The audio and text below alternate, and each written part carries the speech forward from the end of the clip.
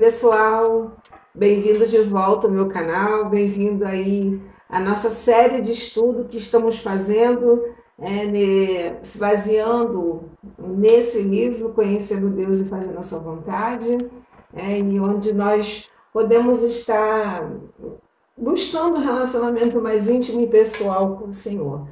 Então, antes de você começar a fazer esta aula, eu te oriento para que você reserve aí o seu tempo para separar a sua Bíblia, para separar o seu caderno de anotação, sua caneta e um momento mais especial que é para você orar, pedindo ao Espírito Santo de Deus que Ele te dê o discernimento, a sabedoria para estar entendendo as palavras, para estar compreendendo o que o Senhor quer falar no seu coração e certamente que você esteja com o coração aberto para isso. Então, em nome de Jesus, tire esse tempinho antes de você dar início a essa aula e ore ao Senhor pedindo discernimento e sabedoria e entendimento, em nome de Jesus, ok?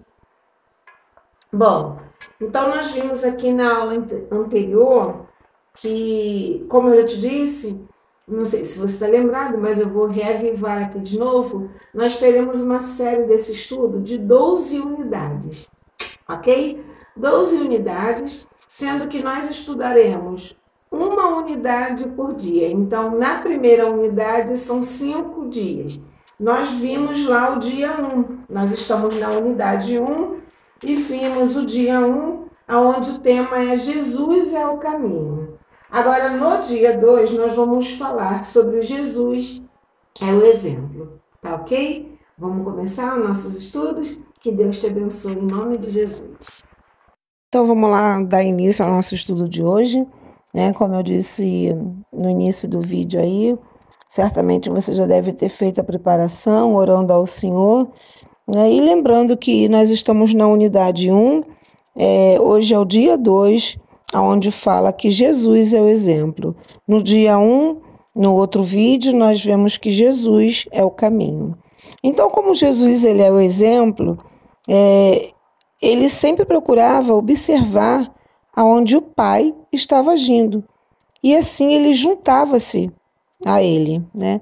Então, vamos ver que no decorrer desse curso e durante toda a nossa vida, haverá ocasiões nas quais eu e você, nós teremos vontade de reagir conforme as nossas experiências, ou até mesmo conforme a nossa sabedoria. Agir assim certamente trará problema para você, assim como já trouxe para mim. A diretriz deve ser a seguinte: nós devemos sempre ter a Bíblia como referência da verdade. Tá bom? Então, procure sempre observar a maneira de como Deus fala e como Ele age nas Escrituras. Tome as suas decisões e avalie as suas experiências à luz do princípio bíblico. Quando você estudar a Bíblia, não se baseie na sua decisão como um caso isolado. Procure encontrar a maneira usual de Deus trabalhar ou agir por toda a Bíblia. Quando você aprender a forma como Deus operou ao longo da história, você pode confiar que Ele vai agir da mesma maneira na sua vida. A sua experiência ela é válida somente se for confirmada pela Bíblia. Jamais, eu nego qualquer experiência que alguém tenha tido. Mas também, no entanto, eu sempre reservo para poder dar o direito de eu interpretar aquilo segundo a minha compreensão através da palavra de Deus. Às vezes, algumas vezes, nós ficamos aborrecidos, e até a gente diz assim, olha, que a pessoa não se importa com o que a gente diz, né?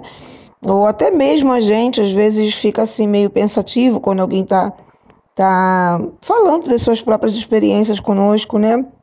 Então, nós devemos sempre ter cautela, sermos educados, né? E dizer para a pessoa que a gente não está duvidando da experiência dela, mas que a gente é preciso em questionar a interpretação daquilo que ela está experimentando, né? Então, assim, porque a gente tem que ver se está de acordo com a palavra de Deus. As nossas experiências não podem ser os nossos guias, tá ok? Cada experiência deve ser controlada e compreendida à luz da Bíblia, tá?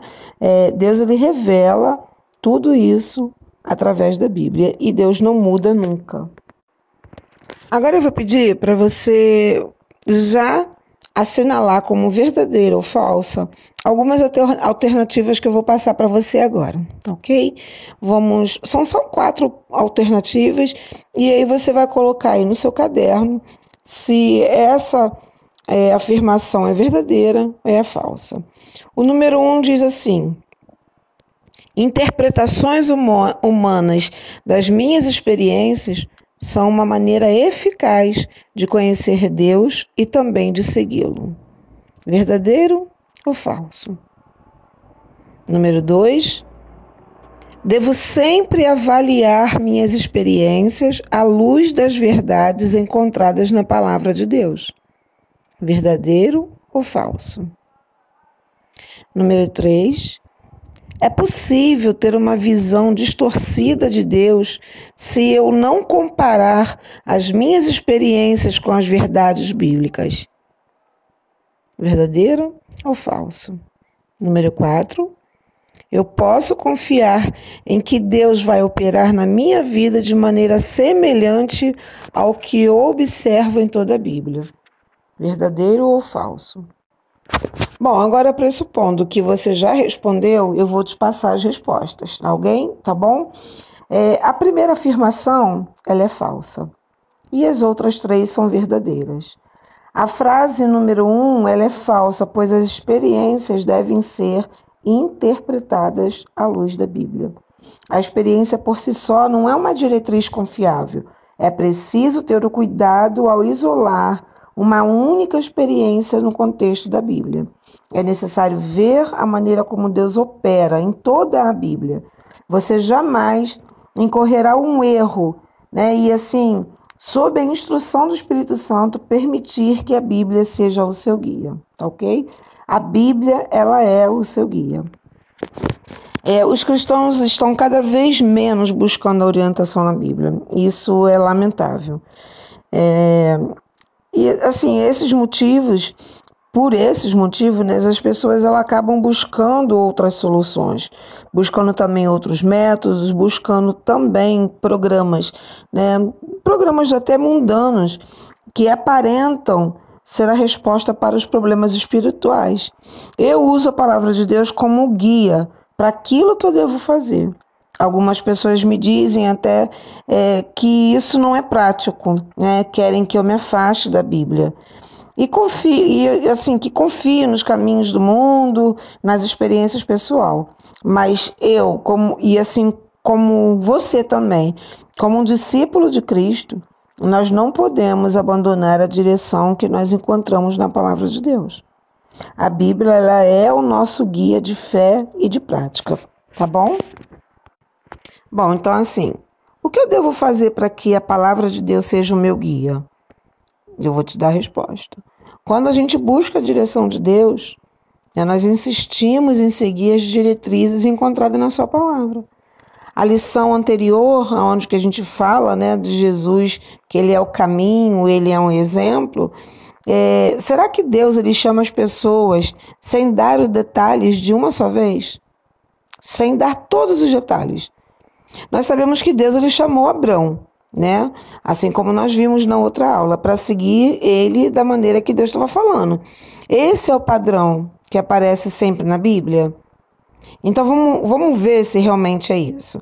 Eu vou pedir para que você abra sua Bíblia em Mateus e em Atos, tá bom? Eu vou te passar agora o capítulo e os versículos que eu vou pedir para que você leia, tá bom? E a gente vai fazer alguns questionamentos.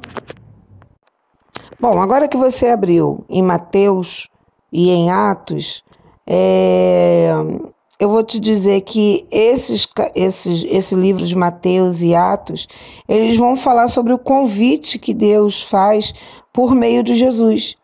Faz as pessoas para que o sigam, entende? Então eu vou pedir para que você escreva o nome das pessoas que foram chamadas sem receberem muitos detalhes sobre o futuro que reservava para elas. Então eu vou pedir para que você abra em Mateus 4, no versículo 18 a 20. E aí você vai me dizer o que você, lendo esse capítulo de Mateus 4, no versículo 18 a 20, qual é o nome da pessoa que foi chamada, né? Para que não fosse assim muito detalhado o que Jesus estava fazendo, né? Algumas coisas você vai poder ver que Jesus ele só usa às vezes uma única palavra. E eu quero que você leia e releia e você anote aí no seu caderno o que fala através desse versículo. Vamos também continuar ainda em Mateus 4, no versículo 21 e 22. O que Jesus está falando para nós fazermos? Agora eu peço para que você vá lá em Mateus 9, no versículo 9. De quem que Jesus está se referindo? Em Atos também de 9, capítulo 9, o versículo de 1 a 20. Tá bom? Responde para mim, escrevendo o nome das pessoas que foram chamadas sem receber muito detalhes sobre o que o futuro reservava para elas. Bom, visto isso, nós podemos observar que em alguns casos Deus ele forneceu muitos detalhes do que em outros. Nós olhamos para o chamamento de Moisés e vemos que Deus deu a ele uma ideia mais clara da tarefa que haveria de realizar do que em outros casos. Então, assim, em todas as situações, no entanto, as pessoas tinham que ficar perto de Deus para ter a sua direção diariamente. Para Moisés e os filhos de Israel, Deus ele proveu liderança diária por uma nuvem durante o dia e uma coluna de fogo durante a noite. A Pedro, André, Tiago, João, Mateus e Paulo, esses nomes eles são até as respostas da atividade acima, tá bom? Deus ele não revelou muitos detalhes sobre as tarefas que eles tinham que cumprir. Jesus apenas disse assim: sigam-me e mostrarei o caminho a vocês. Entendido? Então, qual é a vontade de Deus para a minha vida? Quando as pessoas procuram conhecer e fazer a vontade de Deus, muitas fazem a seguinte pergunta. Isso é muito interessante. Eu queria que você prestasse bastante atenção nesse detalhe, tá bom? Qual é a vontade de Deus para a minha vida?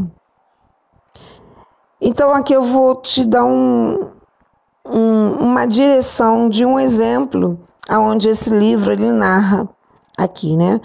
Que ele diz assim, que o autor, ele teve um professor no seminário e aí ele dizia que se fizer a pergunta errada, você sempre terá a resposta errada. Às vezes nós achamos que toda a pergunta ela é legítima. Quando buscamos uma determinada resposta para ela, né, e está sempre errada. Só que nós ficamos sem saber o que está acontecendo. Então, verifique que sempre se está fazendo a pergunta certa antes de continuar buscando a resposta. E a pergunta correta é: qual é a vontade de Deus? E não qual é a vontade de Deus para a minha vida. Essa pergunta, qual é a vontade de Deus, ela é a correta. Essa qual é a vontade de Deus para a minha vida, esta não é a pergunta certa. Eu creio que a pergunta correta foi essa que eu te falei. Qual é a vontade de Deus? Porque uma vez conhecendo a vontade de Deus, eu posso então ajustar a minha vida a Ele. E em outras palavras, eu devo saber qual é o propósito de Deus. Quando eu souber o que Deus está fazendo, eu também saberei o que devo fazer. A ênfase precisa ser colocada em Deus e não em mim. Compreendeu? Então vamos lá.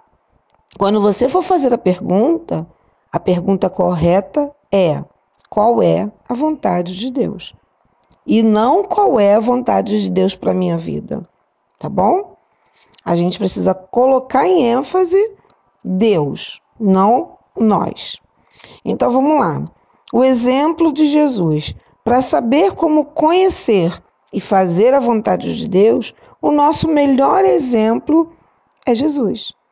assim como é o tema desse estudo de hoje.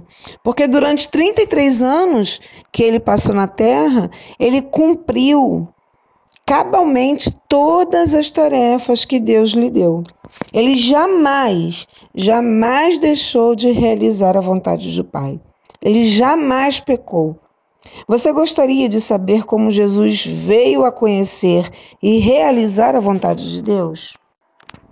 Então eu peço que você abra a sua Bíblia em João, no livro de João, no capítulo 5, no versículo 17, nós vamos ler o 17, o 19 e o 20, tá bom?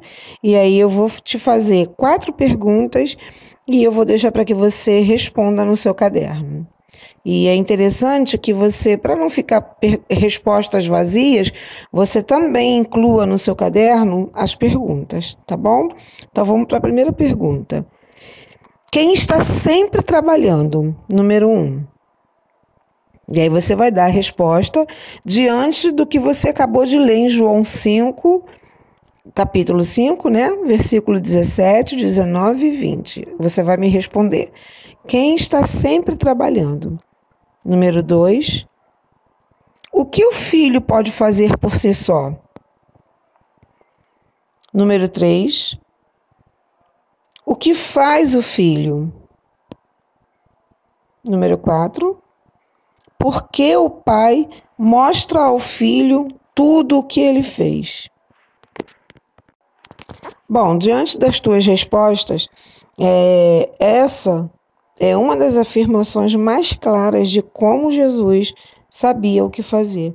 A declaração de Jesus quanto a conhecer e realizar a vontade de Deus, ela poderia ser resumida simplesmente assim: o Pai trabalha até agora Deus me põe a trabalhar. Não faço nada por minha própria iniciativa. Eu fico observando para ver o que Deus está fazendo. Eu faço aquilo que vejo o Pai fazer. Veja, o Pai me ama. Ele me mostra tudo o que Ele mesmo está fazendo. Então procure ver aonde Deus está agindo e junte-se a Ele. Esse exemplo é para a sua vida pessoal e também para a vida da sua igreja. Não é apenas um método passo a passo para conhecer e fazer a vontade de Deus. É uma descrição de um relacionamento de amor pelo qual Deus ele vai realizar os seus propósitos. Eu resumiria tudo isso da seguinte maneira: procure ver onde Deus está agindo e junte-se a Ele. Deus está sempre agindo ao seu redor. Nesse momento, nesse exato momento, Deus está agindo ao redor da sua vida. Ele está agindo ao seu redor e na sua vida. Uma das maiores tragédias entre o povo de Deus é que enquanto as pessoas anseiam profundamente em ter uma experiência com Deus, elas na verdade estão tendo experiências diárias com Ele. E só que elas não percebem isso. Até o final desse estudo, você terá aprendido muitas maneiras de reconhecer claramente a atividade de Deus na sua vida e ao seu redor. É o Espírito Santo de Deus e a Palavra de Deus que vão instruir você, que vão te ajudar a saber quando e onde Deus vai estar agindo. Quando souber com certeza onde Ele está agindo, então você terá que ajustar a sua vida para unir-se a Ele. Então você vai experimentar a atuação de Deus na sua vida quando você tiver esse tipo de relacionamento íntimo de amor com Deus.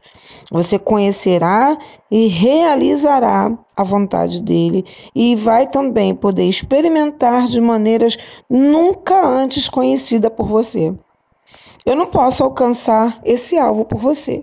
Deus ele é único e vai poder levar você a ter esse relacionamento, tá ok? Bom, agora eu vou pedir para que você dê uma olhada nessa ilustração, tá bom?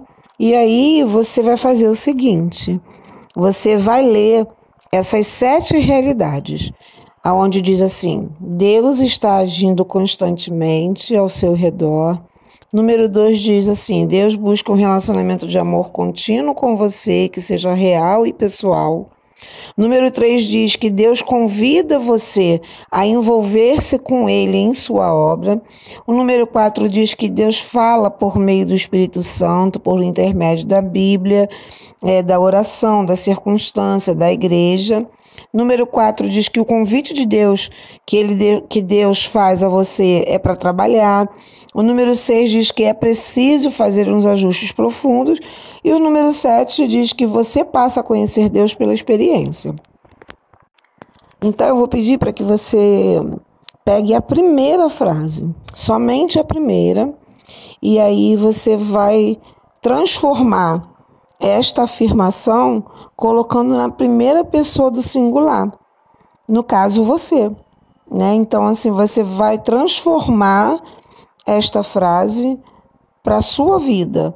Ela vai então ficar assim: Deus está agindo constantemente ao meu redor, que no caso é o que você vai reescrever, tá ok? Colocando pela primeira pessoa do singular.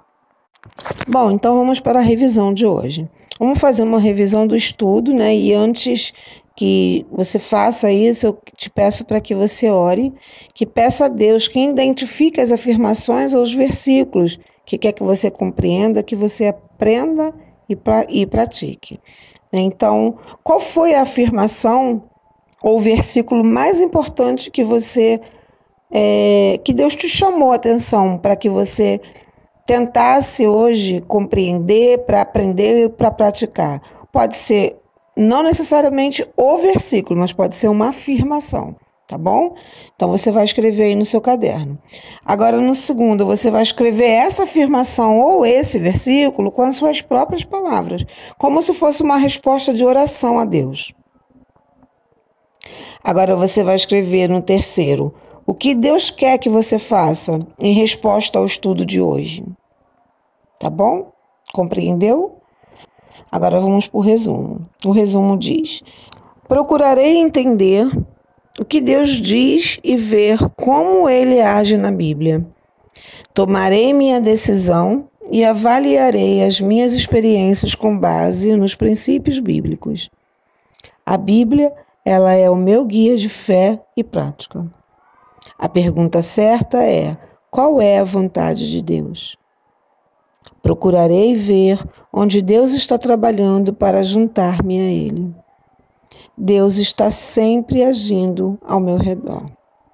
E assim nós finalizamos o estudo de hoje, da unidade 1, do dia 2.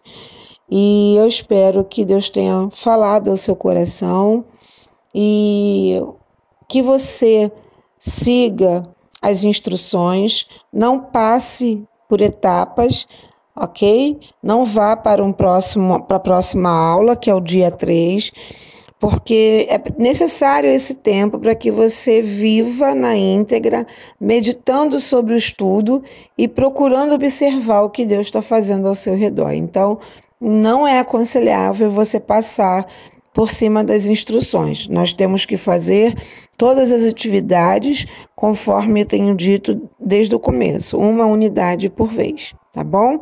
Até o próximo estudo, até o próximo vídeo, e se Deus quiser, e Ele há de querer, e que Deus te abençoe.